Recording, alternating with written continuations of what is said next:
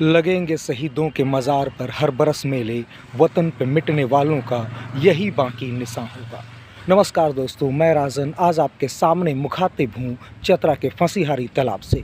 यह वह तालाब है जहाँ पर शहीद नादिर अली और जयमंगल पांडे को फांसी दी गई थी।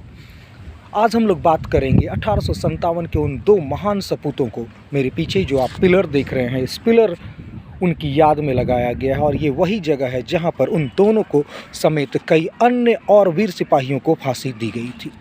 ध्यान देने योग्य बात यह है कि 1857 की लड़ाई में दो कैरेक्टर आपको देखने को मिलेंगे। एक मिलेंगे मंगल पांडे, जिन्होंने बैरकपुर से 29 फरवरी को आंदोलन का सूत्रपात किया था। दूसरी तरफ से आपको मिलेंगे जयमंगल पांडे, जिन्होंने डोरंडा की छावनी से इस पूरे संग्राम का आगाज़ किया था। हो सकती है थोड़ी सी आवाज़ हवा के कारण मेरी ख़राब हो रही हो, लेकिन फिर भी आपको मैं बतलाने की कोशिश कर रहा हूँ कि ये कितनी महत्वपूर्ण जगह है। यहाँ पर याद रखिएगा, यह जो स्मारक है जिसे आज आप देख रहे हैं मेरे सामने, यह जयमंगल पांडे और नादिर अली की याद में बनाया गया है।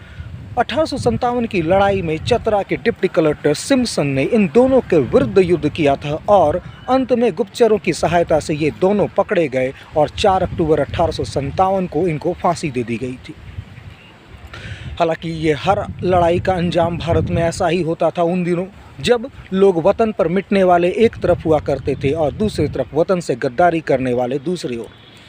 चाहे वह लंबा इतिहास रहा है, अगर आप चाहे याद करना चाहें तो तात्या टोपे को याद कर ले, लक्ष्मीबाई को याद कर ले, हर जगह किसी न किसी गद्दार की ज़रूर भूमिका रही है। तो यहाँ पर भी नादिर अली और जयमंगल पांडे को पकड़वाने में कुछ स्थानीय लोगों ने ही मदद की थी।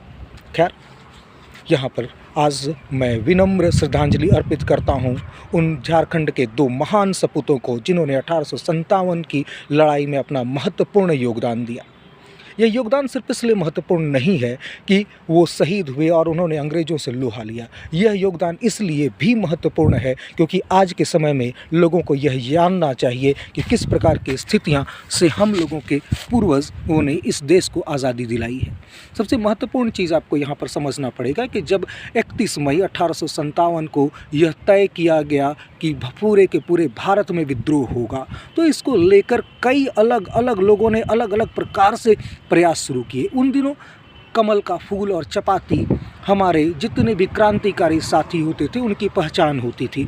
एक गांव से यह कमल का फूल और चपाती दूसरे गांव में पहुंचा दी जाती थी, मतलब उसने विद्रोह के लिए सहमति व्यक्त कर दी है। तिथि जो तय हुई थी 1857 के विद्रोह की, वह थी 31 मई। 31 मई ही क्यों? अब सवाल आपके दिमाग में आएगा, 31 मई ही क्यों?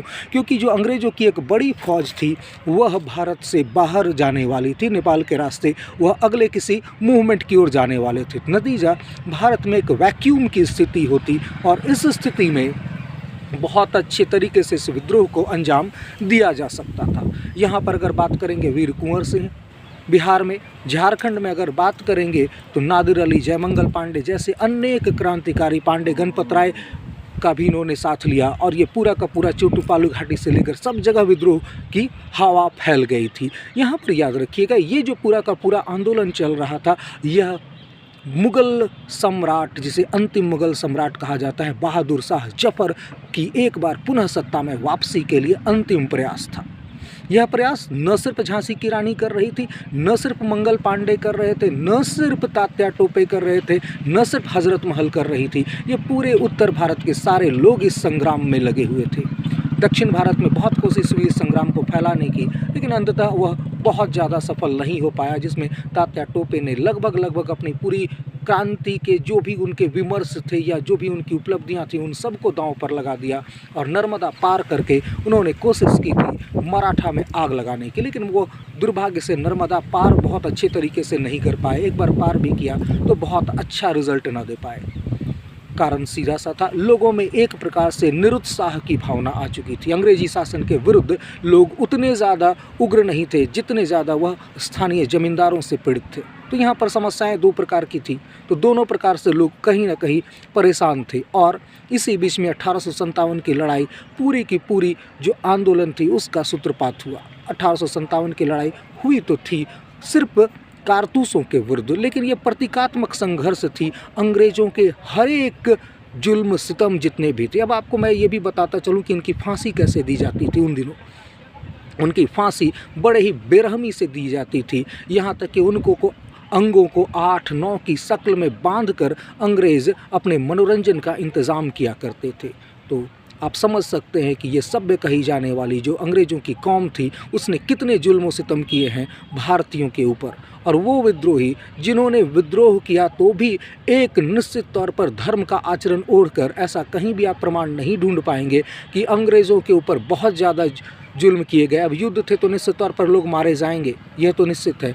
लेकिन जिस प्रकार से अंग्रेज़ों ने पूरा का पूरा जुल्म किया, यह काफ़ी ज़्यादा असहनीय तो है ही, साथ में बतलाने के योग्य भी नहीं है कि इसे बताया जाए।